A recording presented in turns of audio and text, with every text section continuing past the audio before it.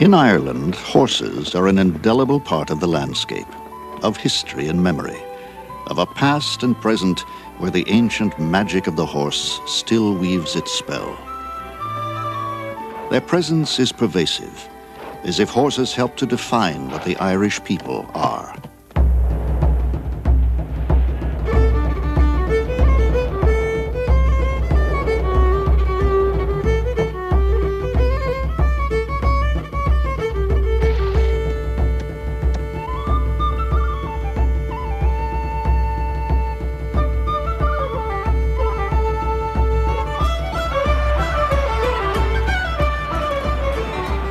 Horses are the Irishman's sport. Ireland was the birthplace of steeplechasing.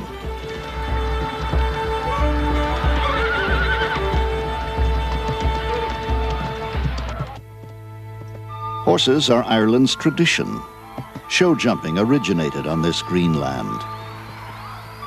Horses are Ireland's business. This is the Irish national stud.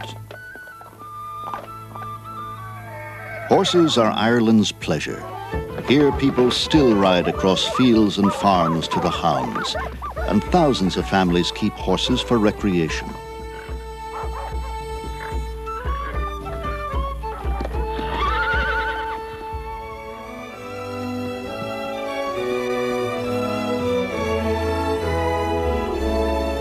This romance of the Irish and their horses was born of the land, nurtured by necessity, and fostered by ancient bonds. It is one of the oldest love stories on earth, the Ballad of the Irish Horse.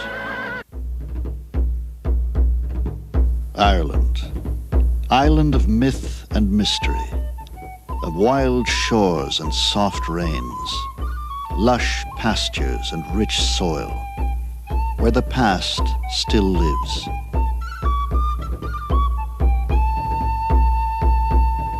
Even today, Ireland remains, as it has been for thousands of years, largely agricultural.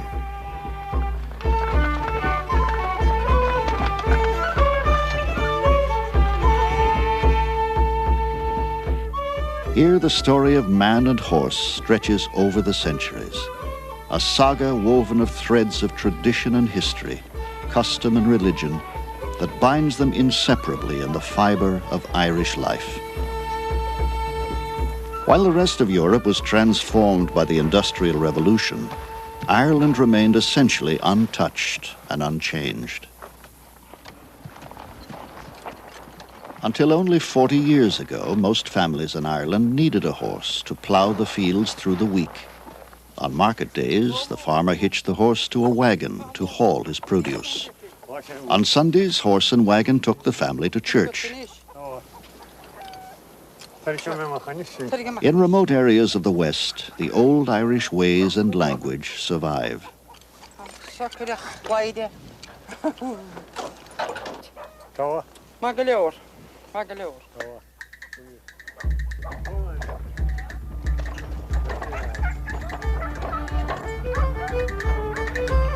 And the people of Ireland keep horses in their lives and on their landscapes.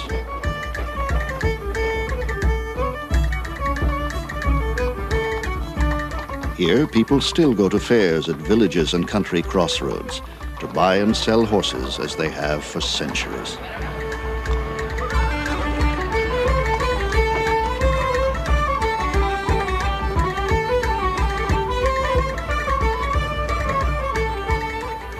In Napoleonic times, quartermasters from European armies came here to buy the famed Irish horses for their elite cavalry regiments.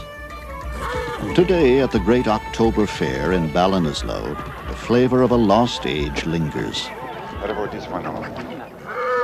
If she's there for £50, she's there. Right. The trading is still punctuated by the slapping of hands. A middleman still brings buyer and seller together. And a bit of earth on the horse's hindquarters still shows that a bargain has been struck. Like his father and grandfather, John Daly is a horse breeder. He came to this fair with his father. Now he brings his son, Alan, knowing the boy will follow in his footsteps. And today he has come to buy Alan a pony. we go and see something else anyway? Come here and see them.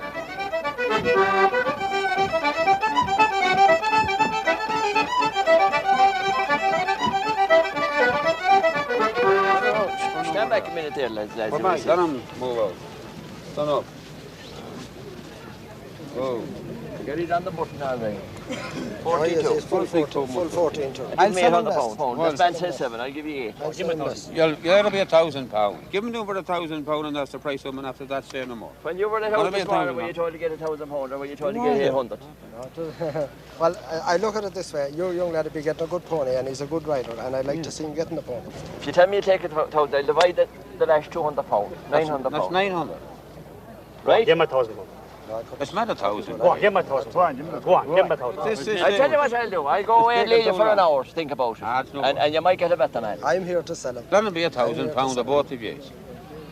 Listen, you're only fiddling around there like a fiddler. What? That'll be £1,000 and get the Go money. on, give him £1,000. Give him a check there for £1,000. Will you break the word? Go on, give him to him now. Go on. Sold. That's it. I'll give you my own look out. Oh, that's all right. I wouldn't talk about that. The train right in. Hold it now, we see. Hold that. Hold that. 4. Come on. 1, 2, 3, 4, 5. How did he get? Give him this one. Give me this now. God bless you.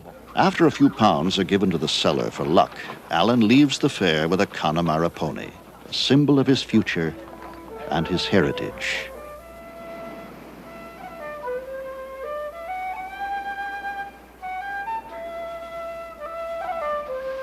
Some 9,000 years ago, man made his way here, crossing a land bridge that once linked Scotland and Ireland.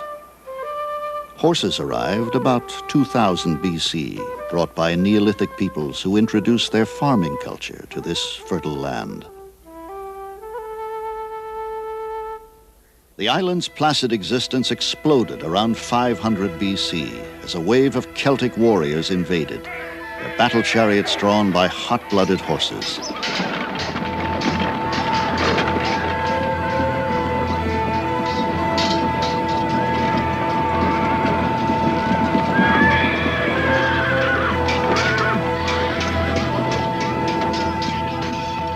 When the bloody days of plunder and murder subsided, the invaders became settlers, and their Celtic legacy imprinted its indelible stamp on the soul and style of Ireland.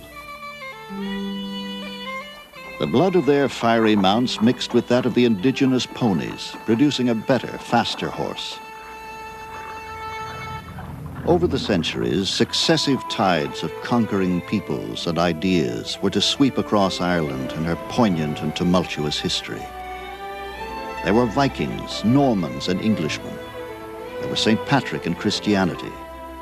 All would create permanent changes on the face of the land and in the hearts of the Irish people.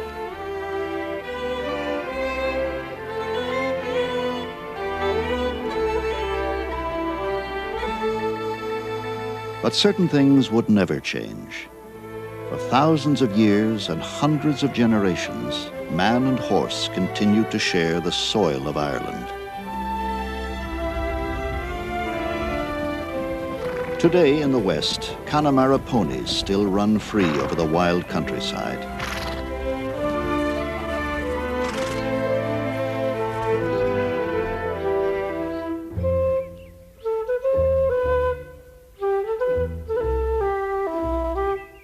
Here at Loch Mask in County Mayo, John Daly has kept 2 stallions isolated on an island through the winter. The island is a short trip by boat from the lake shore and Daly's stud farm. Connemara ponies are in fact small horses, muscular and strong-boned. Perfectly adapted to the rugged western landscape, they retain the iron constitutions of wild horses, the ability to forage, the strength to survive on their own in an untamed wilderness. But now in spring, it is time to reunite the grey stallion with the mares. Come on, boy. Come on, boy. Here's a boy. Here's a boy. He's a good fella.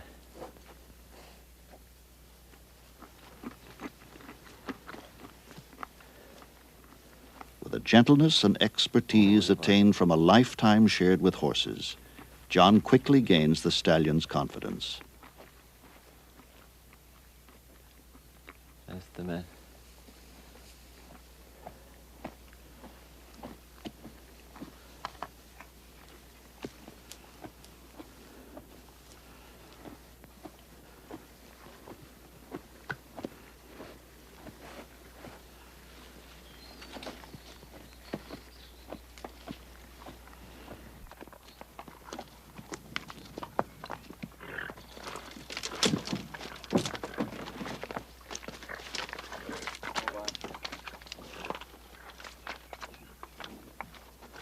Tied up tight now with the lace.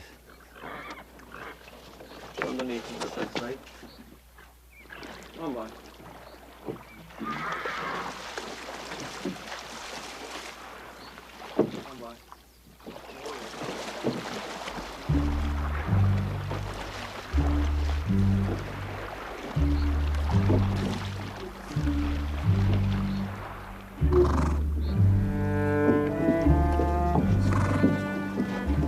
There is evidence that spirited Spanish horses, some imported, some shipwrecked off the coast, mixed with the native ponies to create this hardy breed. Once used as both pack and plow animals in a rough and roadless countryside, today the intelligent, docile Connemara ponies are bred for riding. Daly will release the stallion with the herd, allowing him to mate with any of the mares that are in season.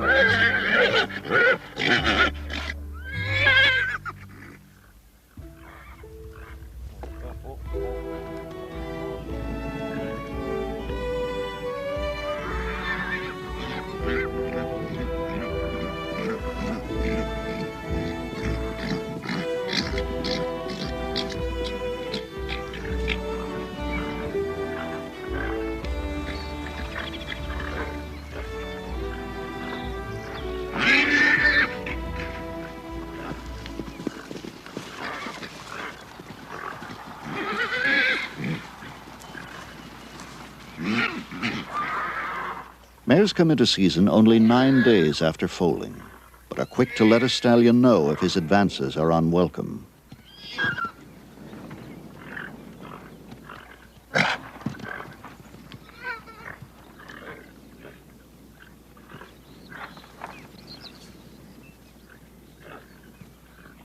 Her posture and stillness indicate this mare's receptiveness.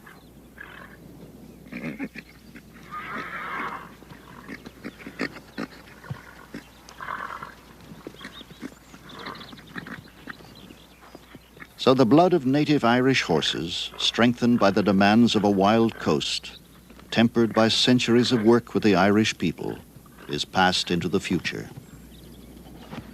And if all goes well, in 11 months there will be a new foal in the Daly herd.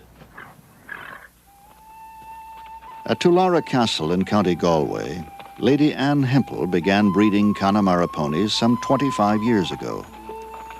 An avid rider from the age of 3, Lady Hempel wanted her children to share her lifelong enthusiasm. Her husband encouraged her to organize classes in horsemanship for the local children. 2 decades later, she is still teaching the County Galway Hunt branch of Pony Club. Now, if the pony's at grass, what should he have in the field? Water and... Yes, fine. What's another reason, Davy? Shade is most important, isn't it? Quite right. Who's supposed to be giving him a wash? Are you looking at his teeth? Yes, if he has a full set of teeth, he's over 7 years. Well done, good girl. There are Pony Club branches all over Ireland, providing an opportunity for both country and city children to learn not only riding, but sportsmanship and proper care of the animals. I think it's a very good foundation for them because it's getting them away from this usual thing of being in the cinemas, the discos and what have you. Can you manage, Mark? No, you're not able to mount. It's a long way up. I don't know if you'll be able to hold him, will you? Keep away from that. Go out in the middle of the field so that other people can get through and get mounted. Now, come on. I'll give you a leg. Up, it's a daisy. Well done, good boy. I find it very rewarding, and it's more rewarding that when some of the children that were members of this branch when I first started, they're doctors or they're solicitors or they're business people now, and they are coming back and they've got children. And I call all their children my grandchildren. I haven't got any of my own grandchildren, but I've got plenty of Pony Club grandchildren. Use your legs, kick him on. Now take it easy, just come back again and take it easy. Use your legs. Good boy. Don't go so far back.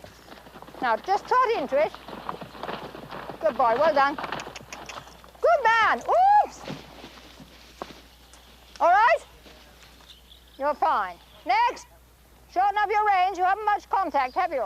You're meant to be trotting. For a small branch, we produced the winning Pony Club Championship teams who've gone to England 3 times, which is quite something. I don't want any racing and I don't want anybody going into hospital. So for goodness sake, just take your ponies down. You can trot down across the field to the river. I'll show you which way to go.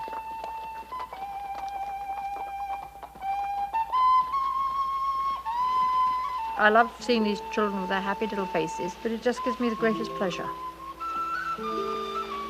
So a keen horsewoman passes on the joy of riding. The children of yet another generation forge new links with their ancient Irish heritage of horsemanship.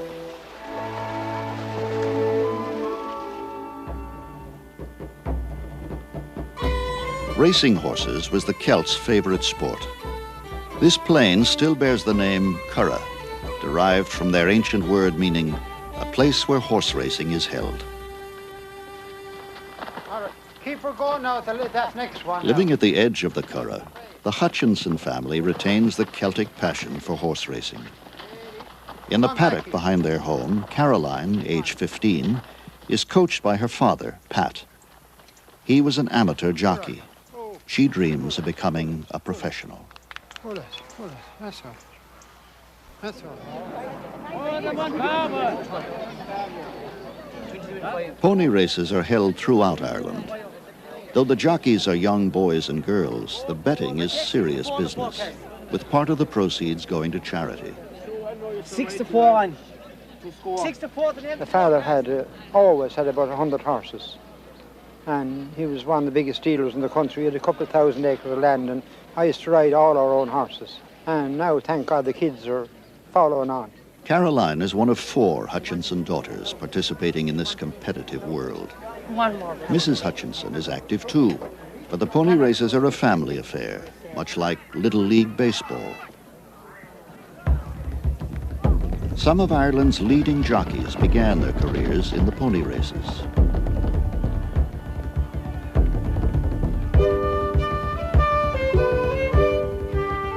Well, Caroline is very good. She's courageous.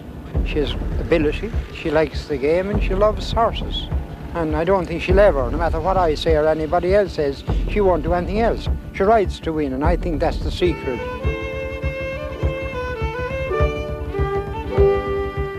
I'd love to be a professional jockey when I get older.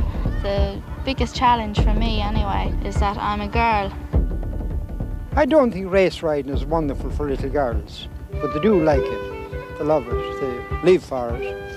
They don't want to go to the disco. They want their pony. They want to be a sport. You're always thinking of where you are and thinking ahead of the next bend, whether it's sharp or how to ride the next bend, and especially if you're on a pony that's slow earlier on and comes on fast at the end.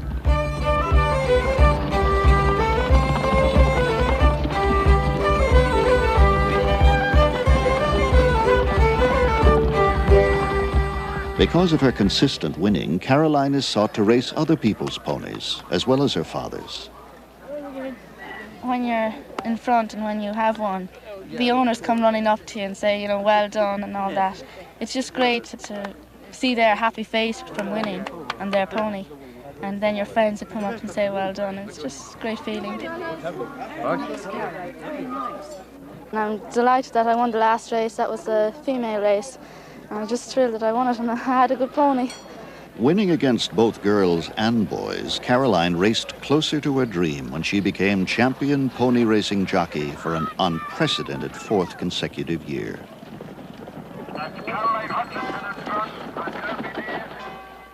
In 1752, with the steeples as starting and finishing points, a Mr. O'Callaghan raced a Mr. Blake from the church at Buttevant, jumping walls and fences, across farms and fields, to the church at Doneraile, thus running the first recorded steeplechase.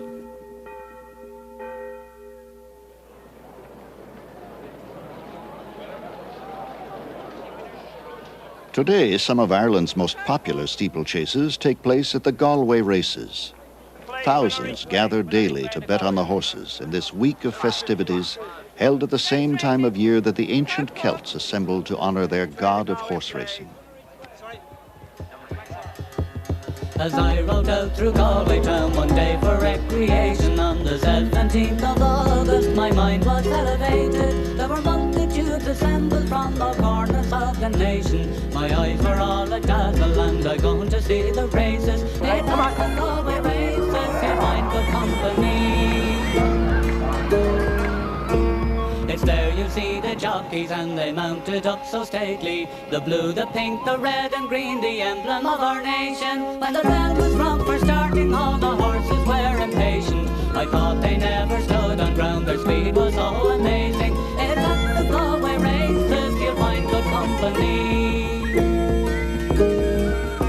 There was 500,000 people there of all denominations. The Catholic, the Protestant, the Jew, the Presbyterian. Yet there was no animosity, no matter what persuasion, but smiles and hospitality, inducing fresh acquaintance. It's at the Galway races, you'll find good company. It's at the Galway races, you'll find good company. The National Stud was established to foster the Irish thoroughbred industry by providing breeders with good stallions at reasonable fees. The record of thoroughbred breeding dates from the publication in 1793 of the first English stud book, which listed 3 Arab stallions and the royal mares. Every thoroughbred on earth is descended from them. A sire is selected by the breeder on the basis of bloodlines traced back through the stud book, his conformation or appearance, and the number of races he has won. He's a 6-year-old Raja Baba horse. He's a tremendous individual, great mover, tremendous quality. His first crop on our foals, he won 4 group races, including the Corkinori Stakes at Royal Ascot in course record time. Dr. Moira O'Connor is deputy manager and resident veterinarian at the stud. We're just starting to build her back up again. Yeah. They're cutting her down. Yeah, she's walking very well now. Ireland is well known as the European nursery. We have the climate and the soil for rearing horses, and there's a tremendous closeness and a tremendous understanding of the horse in the Irish people. Among her responsibilities is determining when the mares are ready for covering.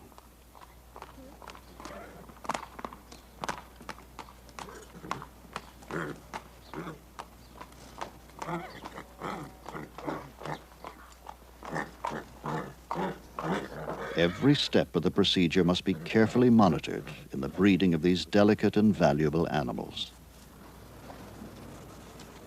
Come.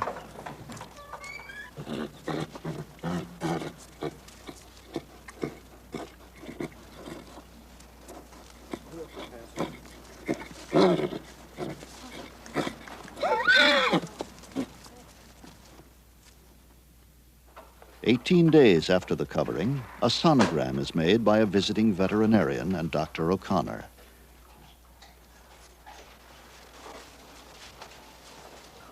There's no oil on that, John? With this sophisticated device, they can see inside the mare's uterus and determine if there is a live fetus. You can just see it there, about 10 o'clock. The heart beating. The heart's beating. Within the white spot, the pulsing heart of the tiny fetus is clearly visible. Wait till I catch the fetus on it. Right. The mare's gestation period is 11 months.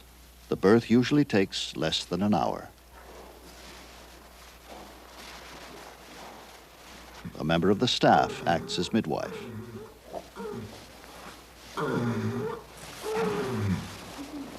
Yeah, that's her.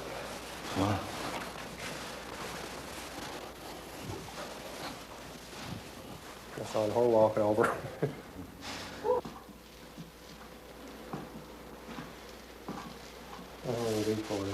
Yeah.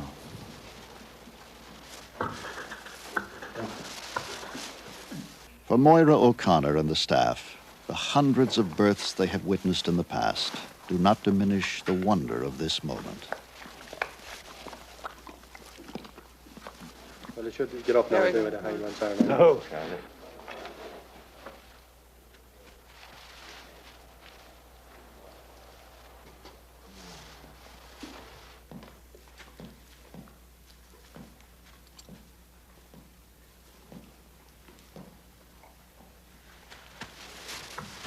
Within the hour, the age-old instinct to stand and run with the herd is already stirring in the foal, and the fragile new life is given human help. A lot of like you. Just give him a lift up, like.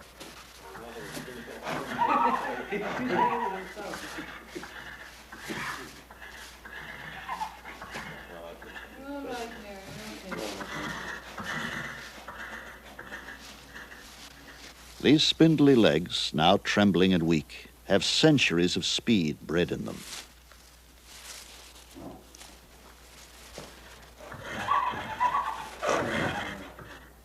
When they are 3 days old, healthy foals are ready to go outside. Each is examined daily. Those with special problems get special attention. Off you go. There's a baby. There's a baby. That's good. Okay. Come on. There's tremendous limestone in Ireland, and you get a tremendous amount of minerals coming through the grass to the horses. So you get very good bone development. And of course, racehorses need their legs. So you want good bone in a racehorse. Born to race, these foals carry within them the urge to run. Among these new lives, there are future champions, bred at the Irish National Stud to thunder home to victory on the racetracks of the world.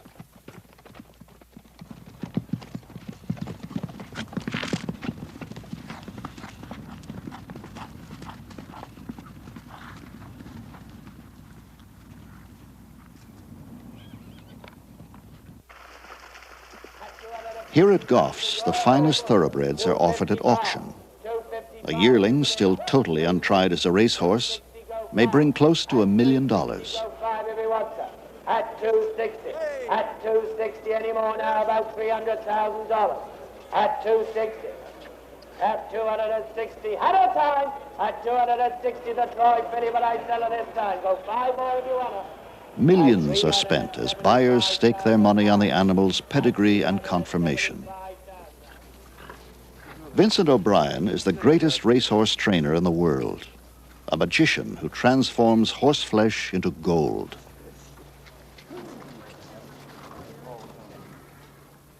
An international group of investors depends on his uncanny eye to select potential champions. His reputation began to soar in the 50s, with 3 consecutive wins at the world's most difficult steeplechase, England's Grand National. There was a stubborn refusal here by Glenn Pryor.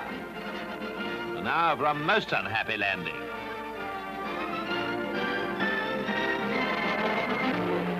Those were the leaders at the 27th jump, but alas, this fence accounted for the gallant Sanju and Matuvu. No, there was not to be a royal victory this year. At the last fence, Tudor Line jumped wide, but Queer Times made no mistake and galloped away in great style. Neither Tudor Line nor Carey's Cottage, who finished third, could possibly catch him now. It was Queer Times Grand National, all right. And it was the 3rd successive national win for trainer Vincent O'Brien. These Irish.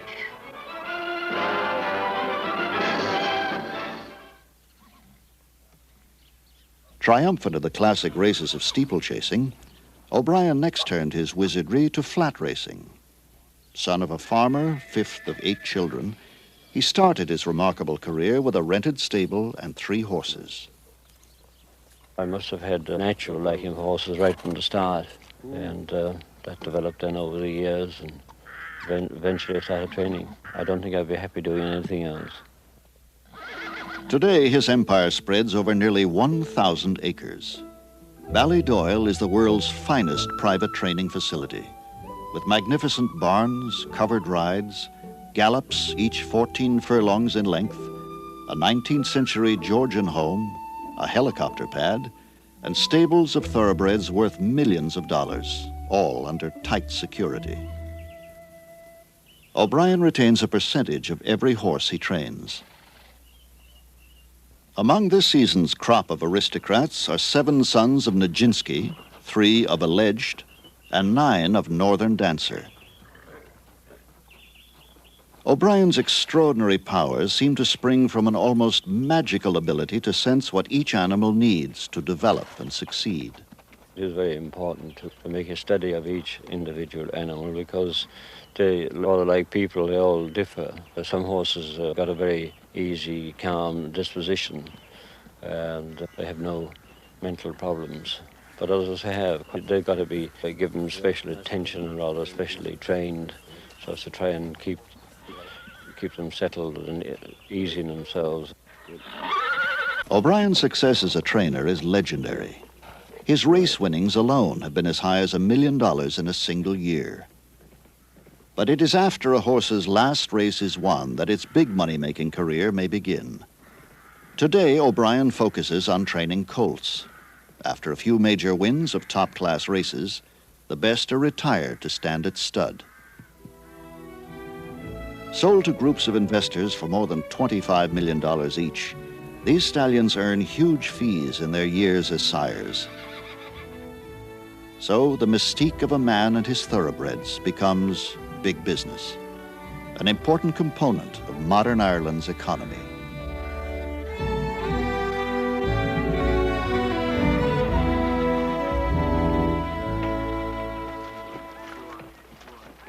In the 18th century, Irish farmers began to breed tough, powerful work animals, able to pull both plough and cart. Today, the blood of the robust Irish draft horse mingles with that of the fiery thoroughbred to produce horses with the stamina needed for jumping and hunting. The hunt, as a gentlemanly pursuit, attained its present form and popularity in 18th century England and was brought here when Ireland was under English rule. Michael Dempsey is master of hounds of the world-famous Galway Blazers Hunt Club. Tempo, come on, get in, go on, get in. My grandfather was interested in, my father was interested in horses, and my uncle, they used to both hunt. At that time, you see, we used to do all the work with horses on the farm. There was no tractors. Once the exclusive province of the aristocracy, today the hunt's traditional style is enjoyed by thousands of ardent Irish riding enthusiasts. Get in, come on. Get him, up together, get up together. Break it.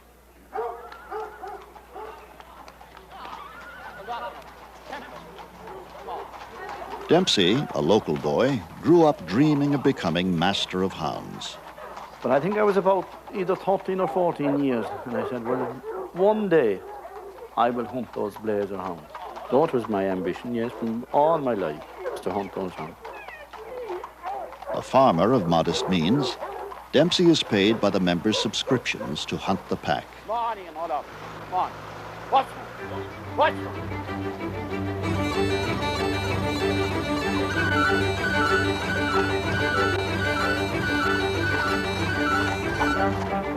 Oh, I love those hounds, and I know all them individually, and they all have a character, and they all are different, and I see them every day.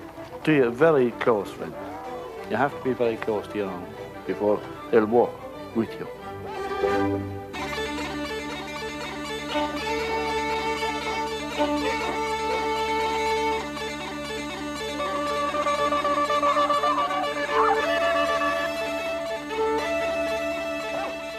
Farmers have long considered foxes to be vermin. Hounds were bred to scent the wild foxes that hid in fields and farms. Hunters riding to hounds followed on horseback, and so this sport evolved. And when you get out there and your pack of hounds going together and you hear their voice, that is the greatest feeling I know. And a good horse under you. And to be able to gallop right across the country behind them and they're really running on and speaking, I think it's the best thrill that anybody could ever get.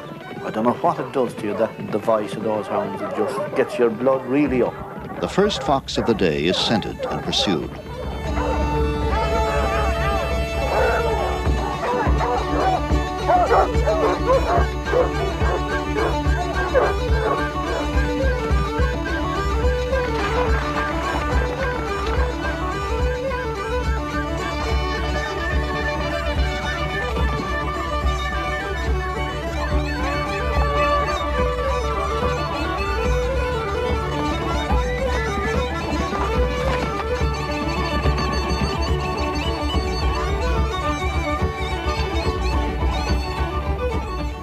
Often they lose the fox.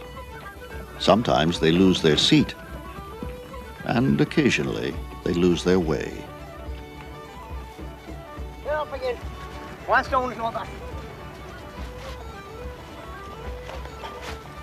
All right. You're afraid. Go on.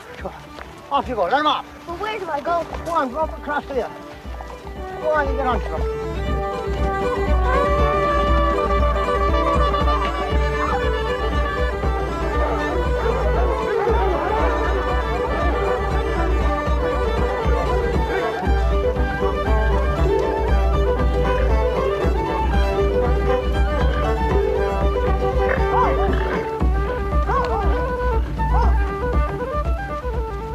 When the last fox outruns the hounds and the hour grows late, Dempsey calls a halt to the day's hunting.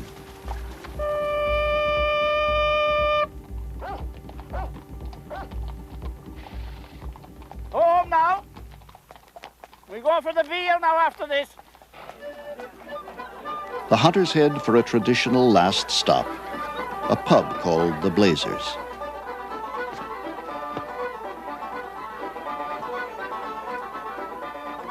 The Galway Blazers have a reputation for recklessness.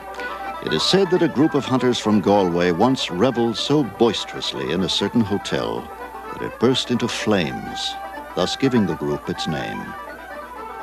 Tonight, this pub is ablaze with traditional Irish pleasures: the pints, the laughs, and the songs.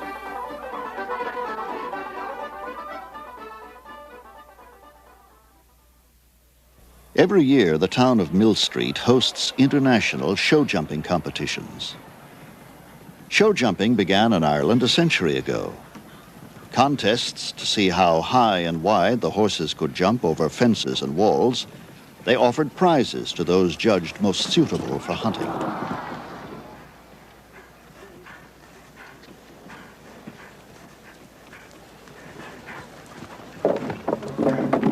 This competition is called Carroll's Boomerang Finder.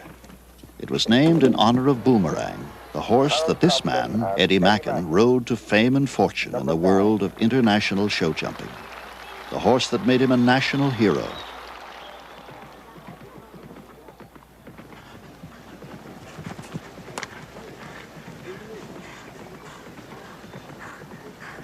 Mackin's great successes with Boomerang began in the mid-70s.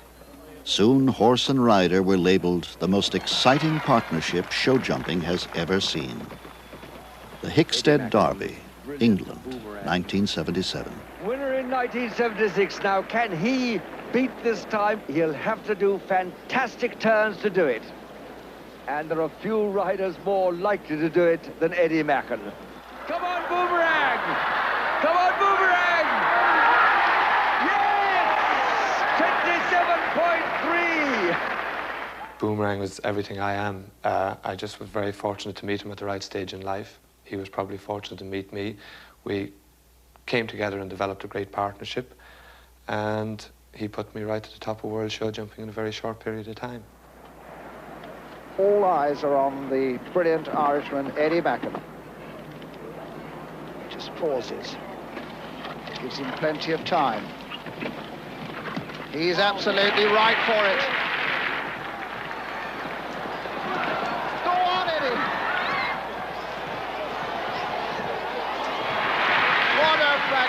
Excellent performance by Eddie Macken. Incredible to think that he's now won his 4th British jumping derby in a row. This trophy was commissioned after Boomerang had won his 4th consecutive Hickstead Derby. Hickstead Derby is probably one of the most difficult competitions in world show jumping to win. And for a horse to win it once is an achievement, but he actually won it 4 times.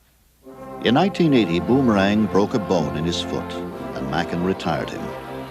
But Hickstead brought them back for an emotional farewell tribute.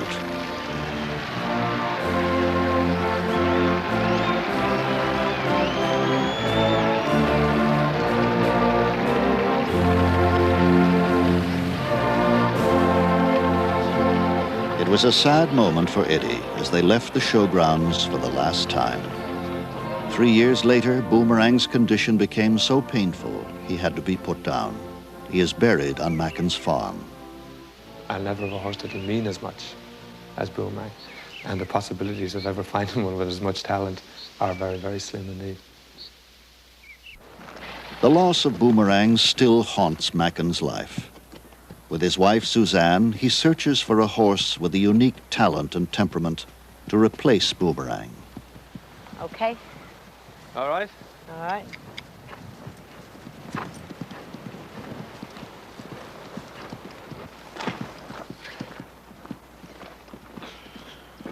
Buying, feeding, training, and caring for a stable of horses is an expensive and time-consuming responsibility. But the Macken animals get the best, including, for some, a bit of Guinness Stout 3 times a week, on the theory that what Irish doctors prescribe for old people and pregnant women must be good for horses.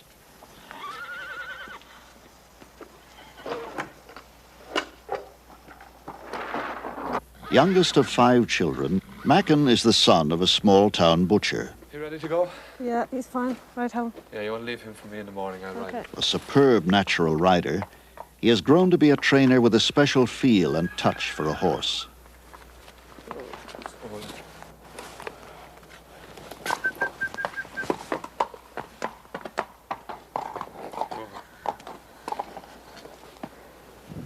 Easy. Whoa. This animal seems to have a muscular problem. Macken examines him to see if a veterinarian is required. I start to get a bit of a thing about this now, all the fiddling. Yeah, he's just anticipating it. He's very tight there still. Well, Robin's coming this afternoon again anyway, isn't he? He is, yeah. Oh. Can you now work that other hand on top of his hip to save yourself, no? But there's definitely something catching in there. Yeah.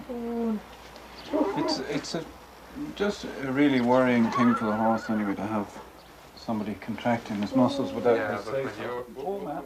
Eddie himself has acknowledged that a horse like Boomerang comes along only once in a lifetime. But together, he and Suzanne continue their quest, hoping to find, to create his next great show-jumping partner, and soften the loss of Boomerang, a gallant champion and noble friend. Tell you what it reminds me of. Remember that chestnut foal we bought at John V. Donoghue? Oh, do you remember? Yeah, it is actually. That was probably by Ronnie.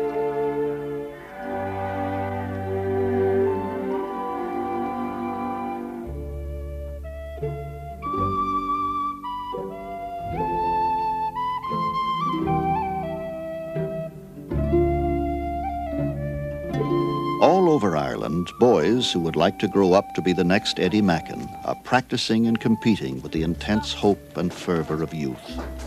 For them, young riders like Philip and Trevor Dagg, success demands more than practice. It requires financial and emotional support from the entire family. As they often do, their parents devote the weekend to the boys' competition. Well, the weather's going to break now, too. How many more to go now? 10 more. 10 more until he goes again. Put her in. Philip was once junior champion in pony show jumping. Now he trains his 13-year-old brother, Trevor, who began competing just last year. You come down into it, you're just going down the hill, and the horse just tends to go a little bit deeper because you're coming down the hill. So you just want to sit him up so he can compensate for the downhill. You're going too slow and you're half asleep. Now come on, waking up. Come on. Philip has already committed himself to a career with horses and coaches other young competitors as well as Drop the Trevor. reins and just give him a little kick. Come on. That's good. We'll just go up above and give him a pop, and then we'll go in. And let's have 2 awake people to jump clear rounds. All right, now, you're gonna win, okay? You're gonna win. You're gonna win, okay? You're gonna win. Okay. And we'll trot. Trot. Good. And we'll. Oh, crikey. We're gonna win today, aren't we? Yes, we are. We're gonna win.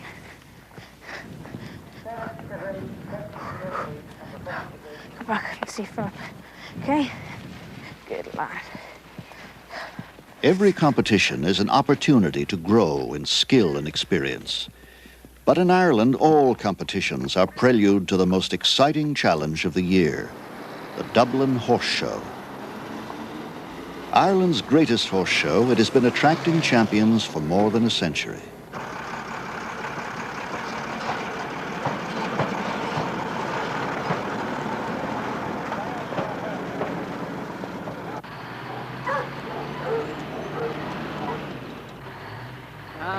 All of the riders have qualified to participate by winning at a number of competitions throughout the year. Has he not any horses jumping this evening? He's not just the grade A half. Is he not? No.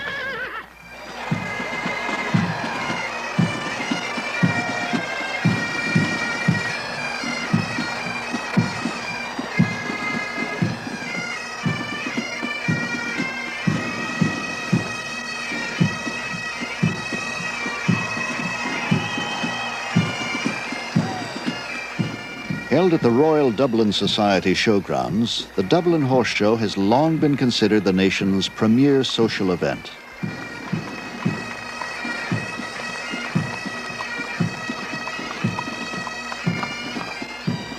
Enthusiasts from farms, villages, and cities across the country join international visitors as 1,000 horses and riders and teams from 5 nations stage 5 days of fierce competitions and showmanship.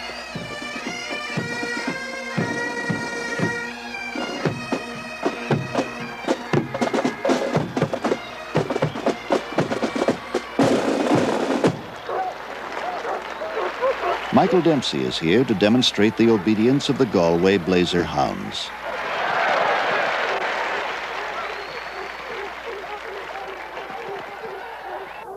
And Trevor Dagg has an opportunity to compete in the same arena used by the international teams. Last day and you'll be all right. Okay? Don't worry about it. It'll all go all right when you get out there, okay? Okay, we give him a pop. And this is George Dagg's Beau Bravo. To win the championship, Trevor must clear all the obstacles and jump the course in the shortest time.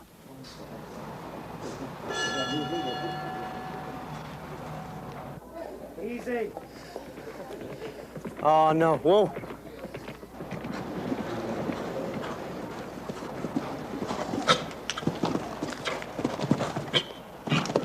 Good man, well done.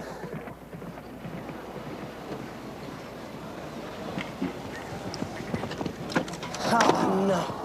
It's gone.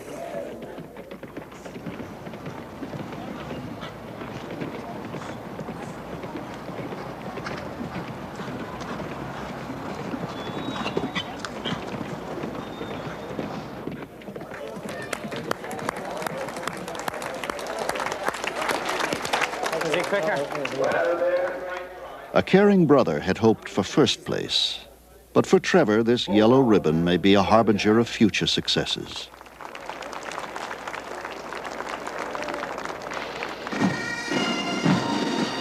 It was here that the world's first show jumping competitions were held. This year, Eddie Mackin is one of 4 riders to set a new Irish jumping record.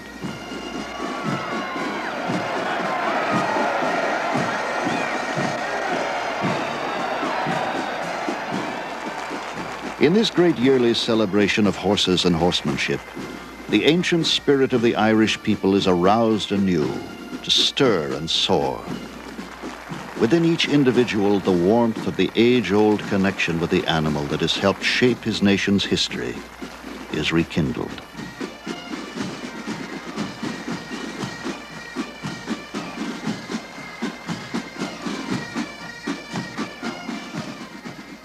I think we have produced a lot of really world-class horses on the international scene, and they've become famous, obviously, from that. But I think the greatest asset the Irish horse has is that as a pleasure horse and for the amateur, he seems to be more clever, more easy to deal with, more to handle, to ride, and he seems to give a longer period of enjoyment than the continental horses do. Myself and my family, if we have no breakfast, today, tomorrow, some other day in the future, we'll still look after the horse, and we'll give the horse our breakfast. We're with horses for generations, and Irish people, while ever they're Irish, they'll talk about horses, they'll have horses, they'll keep horses, they'll never get rid of them. A tremendous appreciation of the horse runs through the Irish people. Ireland is an island. We are an island people, and as a result, the traits that were in our forefathers are still present today, after many generations.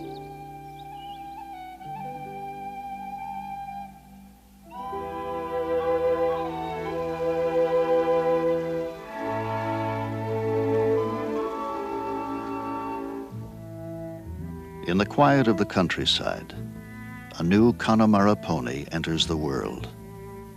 Only minutes old, still weak and wobbly, he is born with the ability to stand alone, to survive in the lean land of the West. Within himself, he carries the strength of thousands of years on Irish soil.